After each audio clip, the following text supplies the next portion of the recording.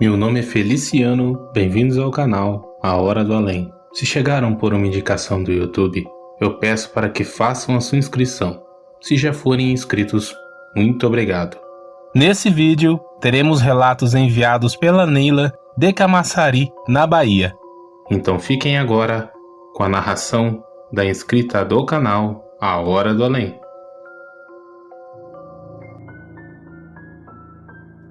Olá, Feliciano. Olá, ouvintes do canal A Hora do Além. Eu sou Neila, sou de Camaçari aqui na Bahia. Vou contar um relato que aconteceu comigo.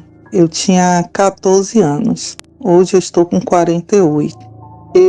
Aos 14 anos, todo carnaval, a gente ia, eu, minha mãe, as amigas, família ia para casa do meu tio, que tinha uma casa na ilha Ponta de Areia, próximo a Itaparica. E era um condomínio fechado. E a gente ia para lá. Quase todo o carnaval a gente estava lá. E nesse carnaval, eu sou alérgica, né? Naquela época eu tinha bronquite alérgica. Graças a Deus hoje não tenho mais, fiquei boa.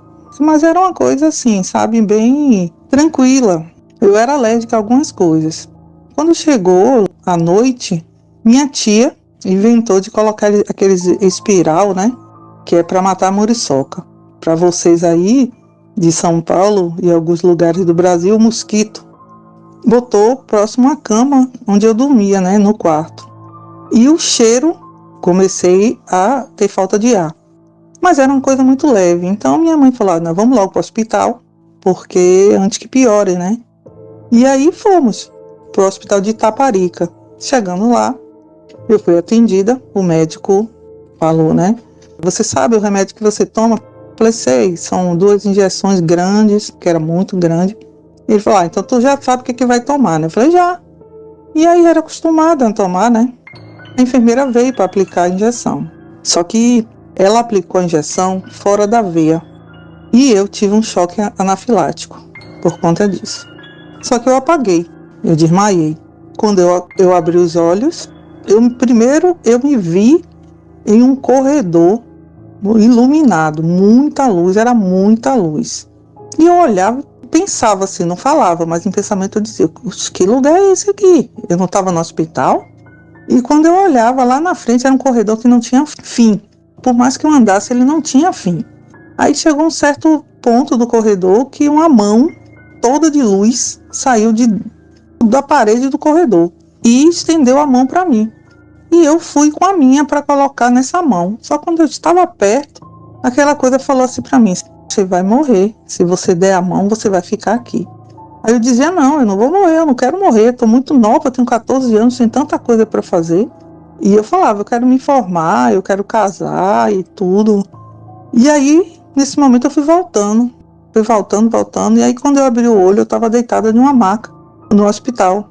E do lado assim tinha uma coisa assim de metal, parecia no espelho, mas não era espelho. E quando eu olhei assim, eu me vi, eu estava toda roxa, igual a pessoa que morre de parada cardíaca, né? E quando eu olhei, o médico estava de costas para mim. E quando eu comecei a ouvir, eu ouvi ele falar assim, hora do óbito. Ele estava assinando o meu óbito. Só que eu não conseguia falar. E eu consegui mexer o braço com muita dificuldade, bati o braço na coisa de metal, e aí fez zoada. E ele virou. Quando ele virou, eu já estava conseguindo levantar. E aí ele deixou a prancheta dele cair, caneta cair, e ele ficou pálido me olhando. E eu querendo falar, mas não conseguia, né? Aí ele chegou perto de mim, e ele ficou mais de 3 minutos ali, eu tentando falar, e eu não conseguia mexer as pernas. E ele parado. Né? Eu pensava assim, esse idiota não vai me ajudar, né? Eu tô querendo levantar. E aí teve hora que ele chegou perto de mim e aí eu consegui falar. E quando eu olhei para as minhas mãos, as unhas estavam todas roxas, era roxa mesmo. E aí ele me ajudou, me botou sentada, eu tirei, ainda estava com o coisa do oxigênio no nariz, mas não tinha mais oxigênio, né? E aí depois ele veio e me deu um pouco de água. Daí eu consegui levantar, andei, sentei numa cadeira. E aí eu falei com ele. Perguntei, falava baixo ainda, bem baixinho. E eu perguntei a ele o que tinha acontecido. Eu sabia que tinha acontecido alguma coisa errada, e daí eu falei para ele: o senhor vai me falar a verdade, senão eu vou sair daqui e vou na delegacia da queixa. Aí ele me contou que a enfermeira aplicou a injeção fora da veia, eu tive um choque anafilático, depois eu tive uma parada cardiorrespiratória, na qual eu morri. Eu não tinha atividade cerebral, eu não tinha mais atividade, o coração não estava mais batendo, eu não respirava e meu cérebro havia parado. E eu falei: e cadê? Foi tão rápido? Ele falou: não, você morreu durante 30 minutos e você estava morta.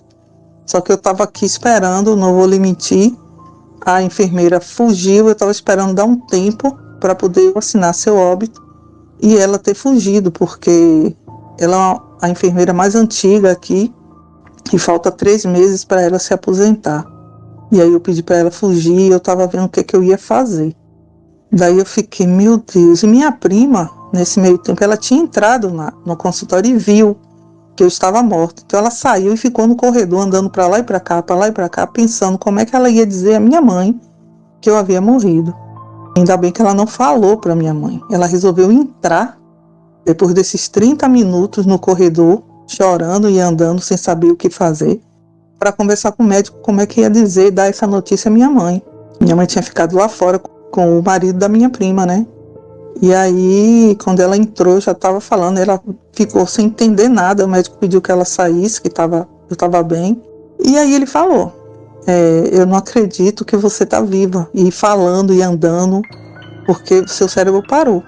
Então, assim, depois de tudo resolvido, eu não quis dar queixa, eu achei que foi uma fatalidade, que não foi um erro grotesco, assim, porque ela era uma enfermeira já acostumada, bem antiga ali, e eu, na verdade, eu não quis que uma pessoa próxima a se aposentar, né, fosse prejudicada. Naquele momento, eu só agradeci a Deus por estar viva, e eu não queria fazer mal a ninguém, por mais que essa pessoa tivesse errado. Eu achei que era a minha chance de agradecer a Deus, era deixar aquela mulher tranquila e pedir para ele avisar ela que ela não tinha matado ninguém, que ele disse que ela saiu muito abalada, ela não queria ir embora. E eu disse a ele: não, acho que o pior castigo para ela foi esse, né? Por alguns minutos, ela pensar que matou uma pessoa de 14 anos. Então eu fui embora, né, ainda estava roxa, e aí minha mãe perguntou o que tinha acontecido. Eu falei: não, eu disse que eu tinha passado mal. Só quando chegou em casa que eu fui contar a verdade, né, para ela. Depois de muitos anos, há 4 anos atrás, eu tive que ir numa UPA aqui em Camaçari, na minha cidade, e por incrível que pareça, eu reencontrei o médico que me atendeu lá aos 14 anos, e eu conheci pelo olho dele, que é um olho totalmente diferente, assim, sabe? Ele salta para fora, e eu perguntei: o senhor é fulano? Eu não vou dizer aqui porque ele é uma pessoa muito conhecida aqui na minha cidade, importante até. E ele disse: sim, sou eu. Aí quando eu me identifiquei, ele se encostou na parede e disse: eu não acredito que você está viva. Ele disse que eu sou era um caso para ser estudado, mas se ele fosse levar esse caso à tona, ele seria até preso por tudo que ele fez, né? E ele disse: eu não acredito, você não tem nada. Eu falei: não tenho nada no coração, eu enxergo muito bem, eu falo bem, eu ando bem. E ele disse: você é um milagre, teria que ter estudado você, né? E ninguém sobrevive a uma parada cerebral por mais de 3 segundos. 3 segundos já deixa uma pessoa paralítica, cega, sem falar, né? E eu fui 30 minutos, meia hora morta.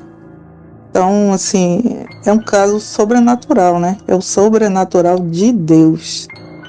E eu tô aqui para contar isso, e minha prima ainda é viva, infelizmente minha mãe faleceu, e esse médico tá vivo aí.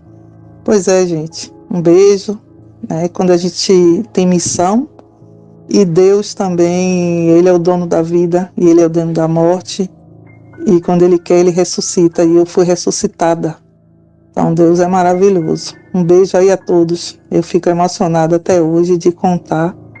Eu morri e voltei. Beijo, gente. Fiquem com Deus.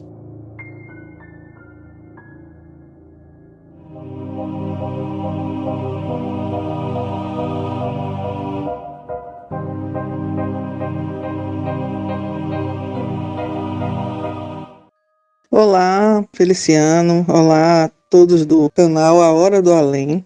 Eu sou Neila, aqui de Camaçari, Bahia. Vou mandar mais um relato para vocês que aconteceu comigo. Tá? Isso aconteceu ano passado, no final do ano, em dezembro. Eu estava em casa e eu tinha jogado na Mega Sena da virada, né? E aí eu fiquei pensando, eu falei, meu Deus, eu tava sozinha, né? Aí eu sentei aqui no sofá e falei, meu Deus, já pensou se eu ganho esse prêmio, né? Fico milionária. Eita, resolve toda a minha vida financeira, né? E de muita gente que eu conheço. E daí eu levantei e fui limpar a casa, né? E aí eu entrei no quartinho que fica já é no fundo, né, da casa. E quando eu entrei, eu ouvi uma voz dizer assim: "Você quer ganhar na Mega Sena?" E eu parei, olhei para trás, achei que era alguém, né? Que foi muito nítido. E eu parei, eu falei, "Oxe." Aí de novo, quando eu dei as costas, tornou a falar: "Você quer ganhar na Mega Sena?" Aí eu virei rápido, nada, não tinha ninguém. Olhei, saí, olhei, nada. Aí eu falei, aí falou a terceira vez: "Você quer ganhar na Mega Sena da virada?" Mas era uma voz estranha. E eu senti uma opressão. Não era uma voz boa, digamos assim, né? De um ser bom. E na hora eu entendi. Aí eu falei, eu nem pensei, né? Eu falei mesmo, eu falei, bom, ganhar eu quero. Claro que eu quero ganhar. Aí a voz disse, eu posso te ajudar a ganhar. Aí eu falei, bom, se você quer me ajudar a ganhar, pode ajudar. Agora só tem uma coisa. Se você está querendo a minha alma, ou a alma de alguém, ou que eu faça alguma coisa que envolva sangue ou morte de algum ser vivo, seja ele qual for, eu não vou fazer. Eu não vou fazer um pacto, eu não vou dar minha alma. Então, se você quer me ajudar a ganhar na Mega Sena, pode ajudar. Eu quero sua ajuda. Agora, eu não vou dar nada disso em troca. E dei as costas de novo. Aí a voz disse, então nada feito. Pois é, disse, então nada feito. Aí demorou mais um pouco e disse, então você vai continuar pobre. Eu virei e disse, não, eu não sou pobre. Pobre é que não tem Deus, que não tem luz. Eu estou necessitando de dinheiro, mas eu tenho Deus e tenho luz. Então, se um dia for da vontade de Deus, eu vou ganhar, sem precisar da minha alma nem a alma de ninguém. Vá em paz, siga seu caminho. E aí ficou um ar pesado, muito pesado. Eu entrei, peguei um incenso, acendi, passei no quarto, fiz uma oração e tudo se dissolveu, graças a Deus. Então fica um alerta, né, gente?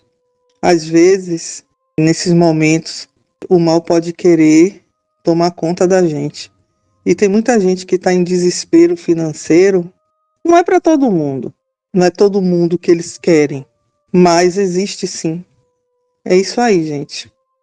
Um abraço, não esqueçam do like. Obrigado, meu amigo Feliciano. Um abraço aí a todos. Tenham um lindo e abençoado dia ou noite. Quem sabe, né?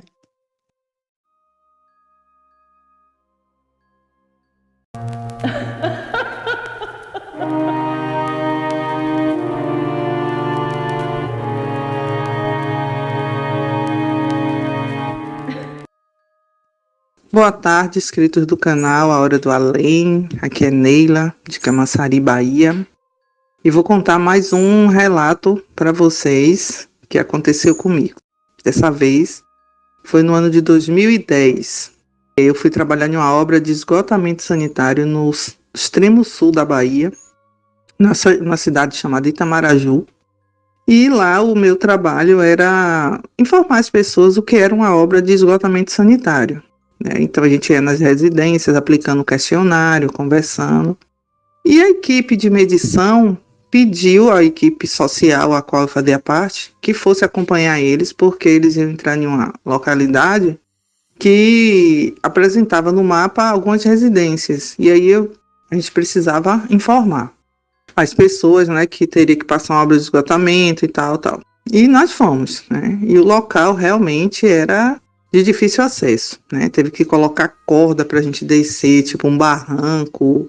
E assim, só eu e mais outra colega de mulher, o resto todo mundo homem. E às vezes eles tinham que cortar o mato no facão para que a gente passasse, né? E em determinado momento a gente foi encontrando algumas casinhas, mas não tinha ninguém.